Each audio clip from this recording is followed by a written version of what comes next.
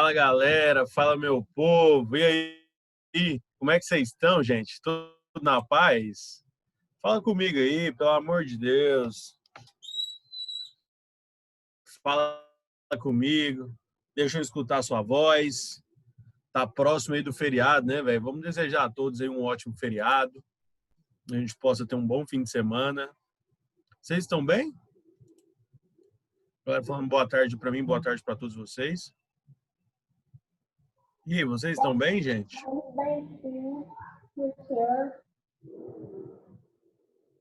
Bom demais, hein, Isnara? Tamo junto. A Célia falou sim, e o senhor? É nóis. A Daniela falou, levando, né? Daniela, é você que estava na live da semana passada? Tinha uma Daniela, a gente estava achando que era você. Fechou. Gostou da live? Curtiu a live? Você não vai falar que não curtiu, né? Eu tô aqui na sua frente, né? Você não vai ser assim, na minha frente, falar assim, não, professor, foi paia demais, não curti nem a pau esse negócio seu. Mas, galera, participa lá hoje, né? Nós vamos ter uma live hoje sobre química ambiental e vai ser topper. Vai ser topper, topper, topper. Falando em química, né? Vamos trabalhar um pouquinho aqui da nossa química, né? O que a gente está trabalhando aqui sobre derivados de ácidos carboxílicos. Eu lembro que na semana passada a gente ficou até nessa estrutura aqui, né? A gente falou como que ela funcionava, né? A gente resolveu também a questão do ácido lático, mas a gente vai trabalhar os derivados dos ácidos carboxílicos, que são chamados de salbãos, né? Para mim, né? Isso aí eu gosto de chamar de salbão, tá? Galera, eu não sei se é da vontade de vocês, né? Mas além de abrir o áudio, igual a Isnara falou, vocês podem abrir a câmera? Hoje eu tive uma aula com os meninos do segundo ano que eles abriram a câmera e a aula ficou tão massa, velho, tão massa mesmo, assim. Eu falava, quando eles entendiam, eles estavam assim, ó. Quando eles não entendiam, eles faziam assim. E aí eles até levantavam a mão para poder perguntar. Vocês não querem fazer isso, não? Levantar não, abrir a câmera?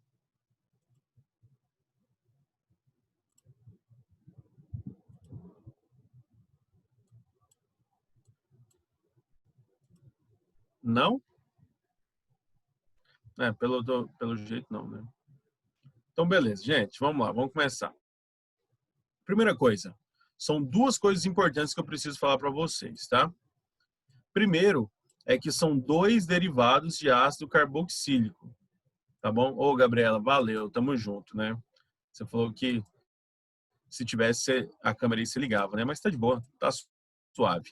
Olha só, nós temos dois principais derivados de ácido carboxílico. Normalmente o ensino médio estuda 4, tá bom? Mas a gente vai focar nos dois principais, que é o assunto do Enem. Os dois principais, uns são chamados de sais orgânicos, como é o próprio nome aqui que eu estou mostrando para vocês, e um outro é chamado de éster, tá bom? Que são as funções que mais caem no Enem. Os ésteres, eles são cobrados para você identificar a função. A gente ainda vai chegar lá nos ésteres. E a gente vai te mostrar, e né, eu vou te mostrar como que a gente resolve uma questão do Enem com éster. Então, eu coloquei todas as questões envolvendo os ésteres. E nos sais orgânicos, eles te cobram principalmente as propriedades. Se a substância é solúvel ou não em meio aquoso, né? E aí essa é a principal propriedade dessa galerinha aí que a gente chama de salbão, tá? É isso que a gente vai focar daqui para frente. Primeira coisa que a gente tem que entender é que, pelo nome ser um sal, nós temos aqui um produto. Todo sal ele é provido de uma reação ácido mais base. E se a reação é ácido mais base, nós temos um produto que é um chamado subproduto, né, que é a água. E nós temos o produto principal aqui, que vai ser esse sal. O negócio é que esse ácido ele vai ter que ser um ácido carboxílico, ou seja, vai ser um ácido orgânico. Esse ácido orgânico aqui, a gente vai chegar principalmente na tendência de formar um sal. Então, esse ácido, pelo fato dele ser classificado como ácido, é porque ele libera essa coisinha aqui, ó, chamada de H+. E essa outra coisinha aqui, ó, é chamada de OH-. Então, a gente utiliza exatamente esses componentes, que é uma reação entre um ácido e uma base. Então, o H+ com OH-, ele gera essa coisinha aqui, ó, que a gente chama de água. Enquanto o Ba aqui, ó, que é o cátion provindo da base, e nós temos o ânion provindo do ácido. Então, nós temos essas duas partes de uma substância, né, que antes era uma parte do ácido e uma parte da base. Agora, nós vamos juntar isso e formar um sal. E todo sal é um composto que a gente chama de iônico. O que é um composto iônico? É um composto que é formado por um cátion e por um ânion. Normalmente, esse cátion aqui, esse cátion é um metal, normalmente. Porque às vezes pode ser o amônio, né, que é o NH4+. Mas essa é a exceção. O resto é tudo feito por metais. E aí esses metais a gente chega justamente no sal orgânico que a gente está procurando. Deixa eu te mostrar aqui como é que acontece, né, propriamente dito. A reação libera o H+ do ácido e libera o OH- da base. Lembrando que essa base ela tem que ser uma base forte de arrênios. Essas bases fortes de arrênios, a gente vê que são bases da família 1 e bases da família 2A da tabela periódica. São chamados os metais alcalinos terrosos.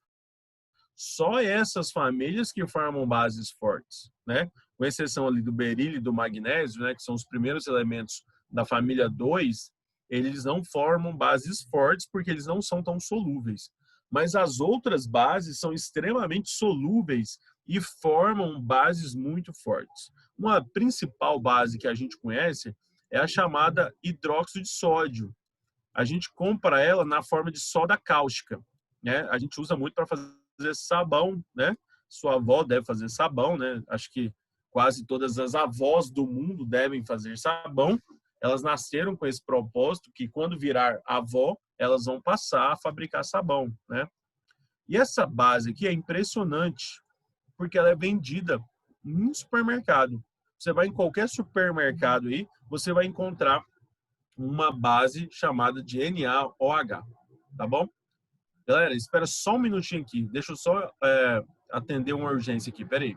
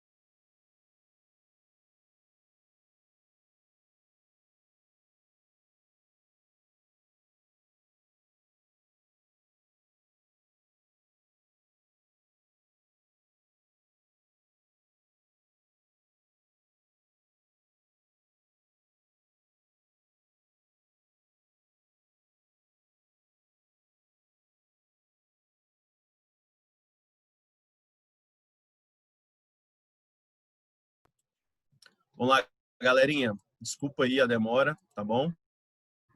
Estava atendendo uma pessoa que está com a urgência aqui no hospital, tá? Que precisava do meu aval para poder entrar na cirurgia, tá bom?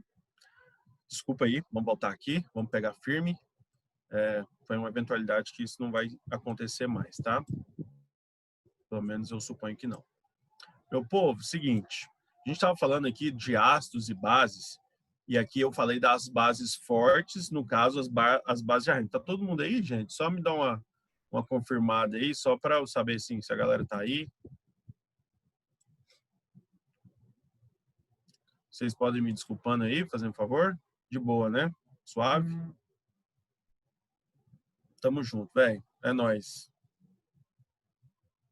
Vamos lá, velho.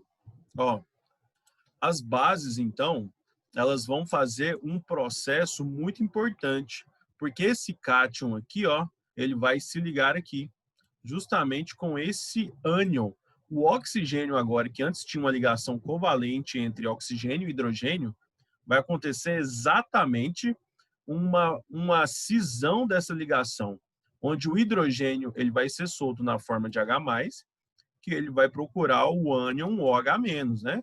Por isso que uma água, ela é o produto total da neutralização, porque aqui o pH é 7 e a gente entende que a propriedade ácida e a propriedade básica, elas se nivelam nesse momento, elas se neutralizam, né?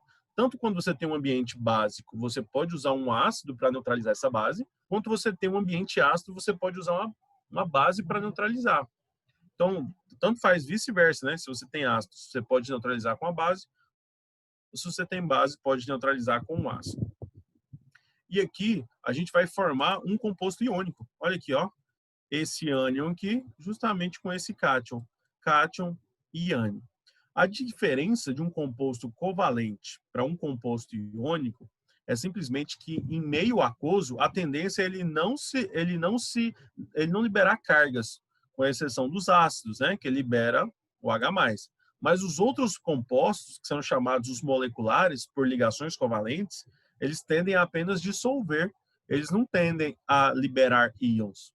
E nesse caso aqui, quando nós temos um composto iônico, a tendência é ele liberar íons por um processo chamado de dissociação iônica. Agora vamos para frente aqui, ó. Isso aqui são alguns exemplos de alguns sais orgânicos, né? Por exemplo, esse aqui, ó. Esse aqui é o acetato de potássio. Acetato é porque nós temos um ácido, né, que era assim, né? Nós tínhamos um hidrogênio aqui. Então nós tínhamos o ácido etanóico, ou então chamado de ácido acético. Você lembra que eu acho que o Soneca deve ter falado para vocês sobre nomenclatura de ácidos? Ele chegou a comentar com vocês nomenclatura de ácidos? Sim ou não? Ainda não. Não, né? Nomenclatura de ácidos. Nomenclatura. Que é quando você dá nome aos ácidos. Os hidrácidos, os oxiácidos e por aí vai. Todas as vezes que você termina um ácido com o nome ico, né? Quando o nome ico, quer dizer que ele vai ter no sal um sufixo ato, né? Você tem lá o sufixo hídrico, você tem o sufixo oso e o sufixo ico. Hídrico, ele gera um sufixo eto no sal, ele gera o final oso gera um sufixo ito, e o sufixo ico, que é esse aqui, gera um sufixo ato. É por isso que a gente sai, por exemplo, de ácido sulfúrico para sulfato. Ácido carbônico para carbonato. Sempre vai ter um ato aqui no meio, quando ele se torna um sal. E nesse caso aqui, ó, nós temos 2 carbonos. Quando a gente fala ácido acético, né? Acético. Acético termina em ico. Opa, se a terminação é em ico, então quando ele vira um sal, ele vira ato. Então vai ser acetato. Acetato de quê? Acetato do metal que acompanha, que é justamente o cátion, o potássio nesse quesito aí. Então eu posso falar etanoato de potássio, como o nome IUPAC, ou então acetato de potássio, que é um nome mais convencional. Mas, de qualquer forma, isso não é cobrado para vocês, é questão de nomenclatura, tá? Pelo menos não nesses sais aqui, né? Eu nunca vi cobrar uma questão de nomenclatura desses sais. Mas ele prefere falar muito sobre as propriedades. E qual que é uma propriedade de um sal orgânico? Quando nós temos uma natureza iônica aqui, a natureza dele, por ser iônica, nós temos uma transposição da polaridade. E aqui a gente vai abrir a mente, fazer assim, ó. A gente vai abrir a nossa mente de todas as maneiras possíveis. Vira só, velho, o que vai acontecer? Quando a gente tem uma molequinha que não interage com outra, nós classificamos uma como polar e a outra como apolar. A gente já classificou isso. A gente forma isso uma coisinha chamada de mistura heterogênea, né? Mistura heterogênea. Então, não tem interação nenhuma entre as moléculas envolvidas. Quando a gente tem interação, e a interação mais fraca entre uma molécula e outra, é a interação das moléculas apolares. E essa interação é chamada de dipolo induzido. Ou então, forças de London, né? Forças de Van der Waals, então é chamada de dipolo induzido, que são apenas para as moléculas apolares. Por exemplo, um óleo dissolve outro óleo, né? A gasolina dissolve outros hidrocarbonetos, que são de natureza apolar. Então, a gente fala que essa é uma propriedade desses componentes, né? Que é a força intermolecular. Depois, nós temos a força para moléculas polares, que é chamada de dipolo-dipolo. Então, nós temos aqui uma força intermolecular chamada de dipolo-dipolo. Nós temos uma outra força, que é chamada de ligações de hidrogênio, para moléculas extremamente polares. Ó, agora nós temos uma extrema polaridade, que é quando eu tenho hidrogênio ligados a elementos do grupo FON. E temos uma interação, ela não é intermolecular, porque não se trata de duas moléculas, mas ela se trata de uma parte iônica, que a gente chama interação íon-dipolo. O que é a interação íon-dipolo? Essa substância aqui, ó, essa parte da substância, ela atravessou todo o quesito de eletronegatividade. E aí a gente vai fazer um parênteses aqui, né? Parênteses bem legal. Quando você tem uma substância apolar, é porque você não tem diferença de eletronegatividade. Quando você tem uma substância polar, é porque você tem uma grande diferença de eletronegatividade. Quando você tem uma substância, vamos supor aqui uma substância que faz pontos de hidrogênio, nós temos uma diferença de eletronegatividade maior ainda. Então, quer dizer que, cada momento, o elétron está caminhando para o elemento mais eletronegativo. Está caminhando. Para o oxigênio, já caminhou de uma maneira muito grande. O negócio é que, quando se transforma num composto iônico, esse elétron passou. A gente chama isso de transferência total, enquanto na ligação covalente é uma transferência parcial.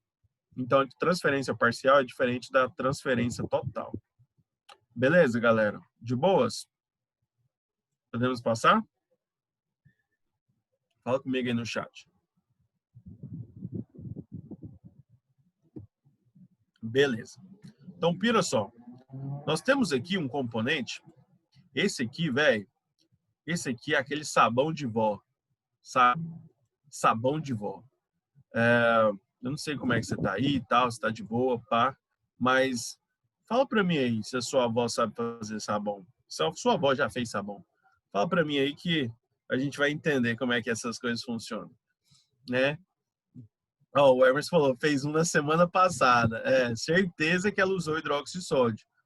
Por exemplo, fez um em pó, velho. Sabão em pó não é fácil fazer não, hein? Sabão em pó. E outro em barra. Pirei. Mas pira só, mano, deixa eu te mostrar um negócio. Esse componente aqui, ó, essa parte da molécula, nós temos uma parte iônica. Nós temos uma parte iônica, né? Essa parte aqui é que vai interagir com a água. E esse restante aqui, ó, pira só comigo. Ele é provindo de um ácido graxo. Um ácido graxo, ele não é solúvel na água, né? Então, a gente sabe que ácidos graxos não são solúveis. E aqui nós temos uma molécula extremamente complexa. E esse aqui é o fruto do sabão de barra que as nossas avós fazem, tá?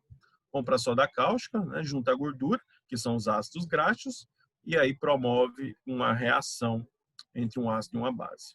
Aqui são alguns exemplos para balanceio de equação, né? Para a gente fazer ajuste estequiométrico. Por exemplo, quando eu uso uma base da família 2A, né, uma base de cálcio, por exemplo, é interessante você lembrar que cada carboxila só libera um e fica com a carga -1. Se eu coloco um metal aqui com carga 2+, então vai ter que ser uma carga para cá e uma carga para cá.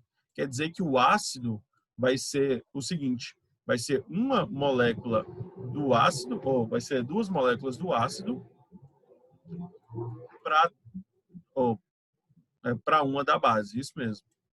Para uma da base, no caso aqui o hidróxido de cálcio. Porque aqui vai liberar duas cargas e cada ácido precisa receber uma carga. Isso aqui é só para ajuste de estequiometria, tá? Para quando a gente vai fazer, por exemplo, uma titulação, quando a gente vai fazer, por exemplo, um cálculo estequiométrico, né, relacionando as massas desses componentes.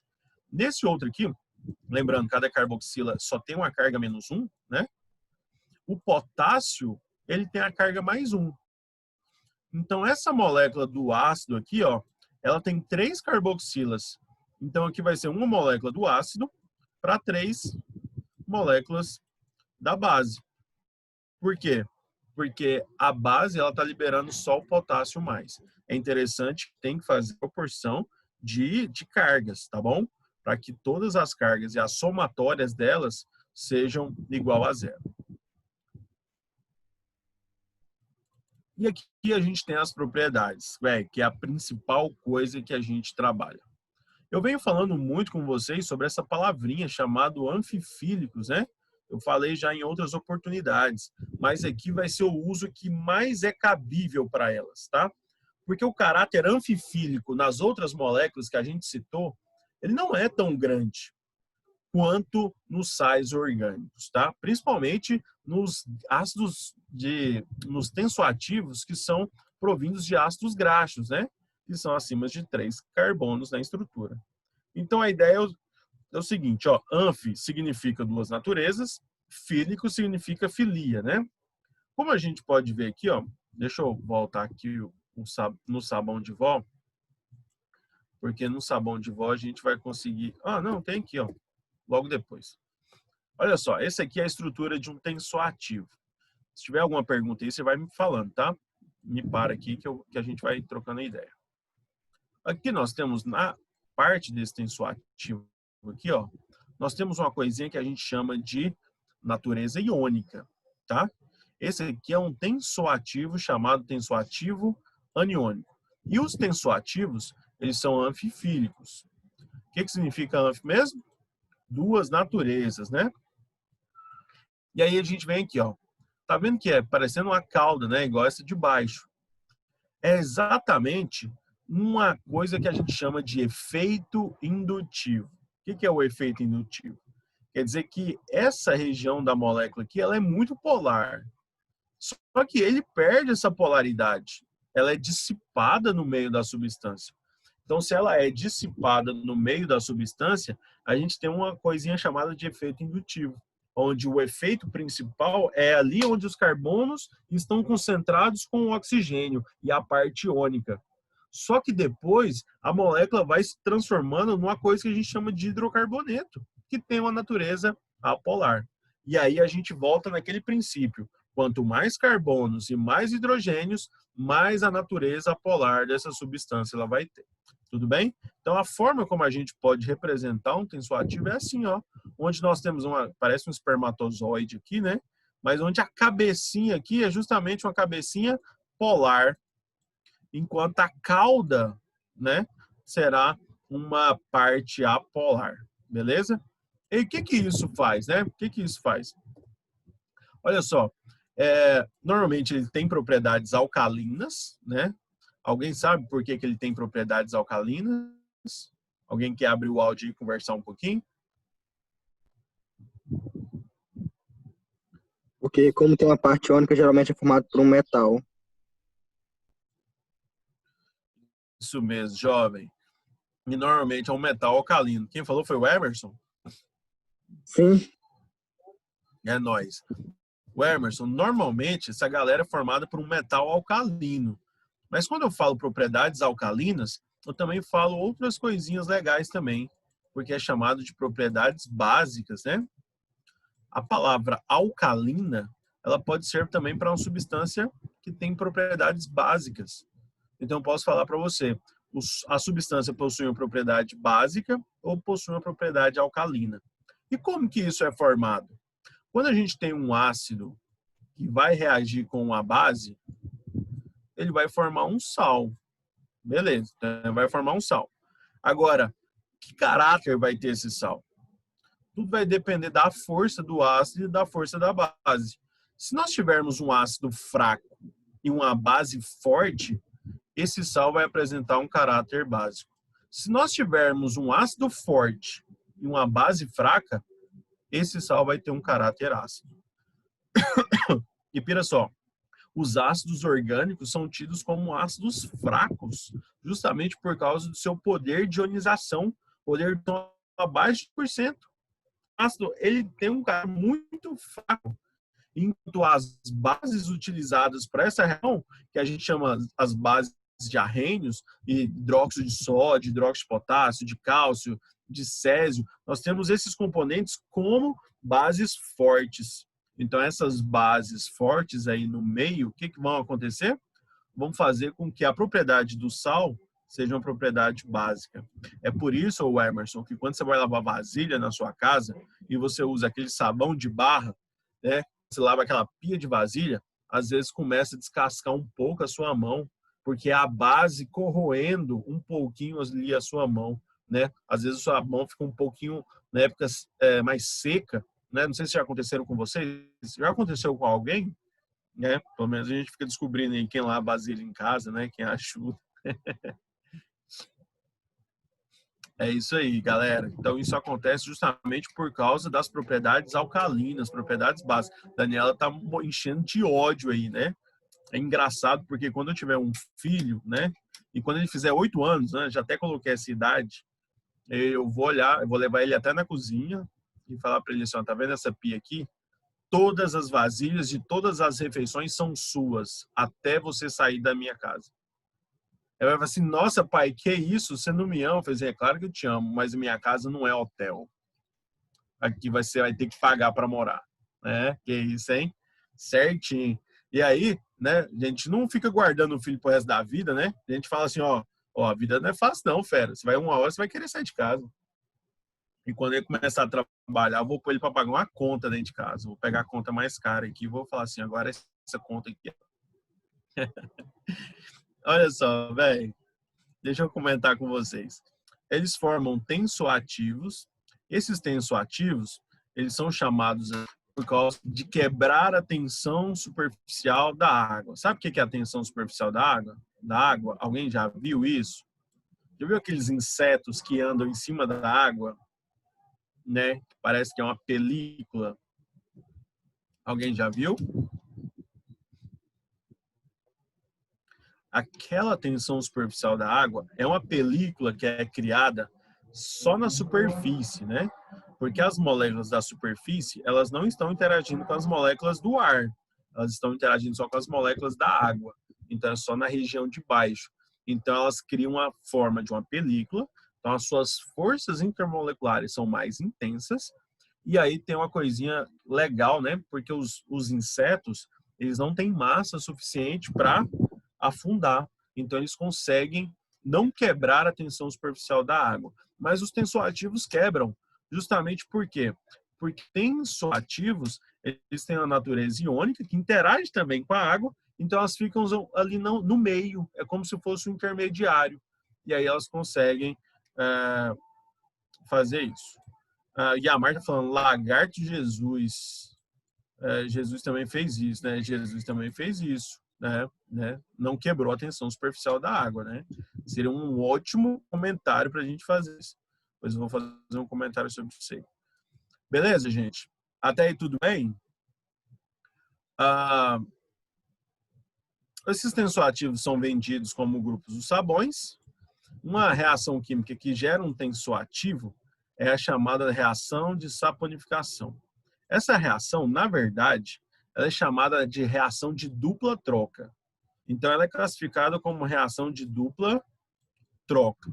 Mais específica ainda, ela tem um nome, que como é um ácido e uma base, é chamada de neutralização, né? E como nessa neutralização está formando um sabão, a gente está falando exatamente de uma coisa chamada de saponificação, que é o nome dessa reação, tá bom? E tem esse nome sapo, né? Por incrível que pareça, é porque os sapos, eles fazem parte do grupo dos anfíbios, né? Que são duas formas de vida, vida aquática e a vida terrestre. E aqui nós temos as naturezas das moléculas anfifílicas, que é a natureza polar e a natureza polar. Então é só dos anfi, né? Que vem essa palavra da saponificação. Beleza? E um sabão é um sal orgânico. Então, a gente usa esse trocadilho aqui para a gente não errar, né? Um sal bom. Até aí tudo bem, meu povo? Até aí tudo bem?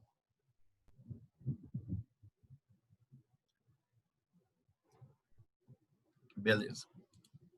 Deixa eu caminhar aqui. Beleza? Aqui, ó. Tensoativos ramificados e não ramificados. Eu vou parar por aqui depois nessa aula e a gente pode ver essas explicações também hoje na aula do Química Ambiental, que vai ser, tá bom? Não é que é parte da matéria que eu vou explicar lá, mas é parte da matéria aqui e que algumas observações a mais dentro lá da Química Ambiental que eu vou abordar sobre isso aqui também.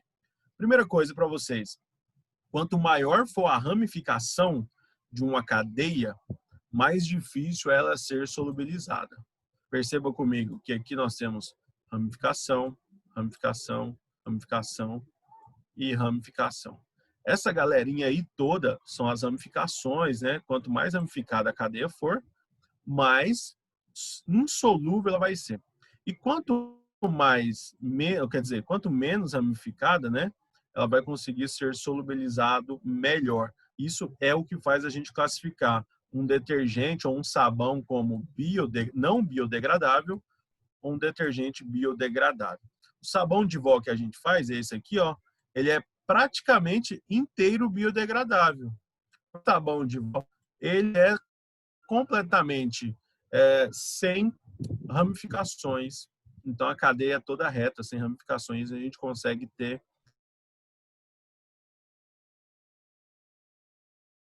Beleza? Então, ele é classificado assim. Tudo bem, meu povo? Na paz?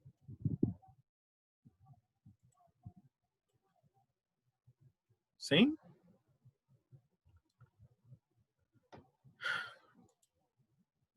Show.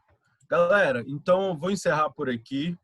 Eu espero que vocês todos tenham um ótimo fim de semana, um ótimo feriado. Sobrevivam, tá? Por favor. É de suma importância a sobrevivência de vocês, né? Justamente para a gente poder passar no Enem. Gente, um grande abraço, tá? Fiquem com Deus e que Deus abençoe todo mundo. É nóis. Amém.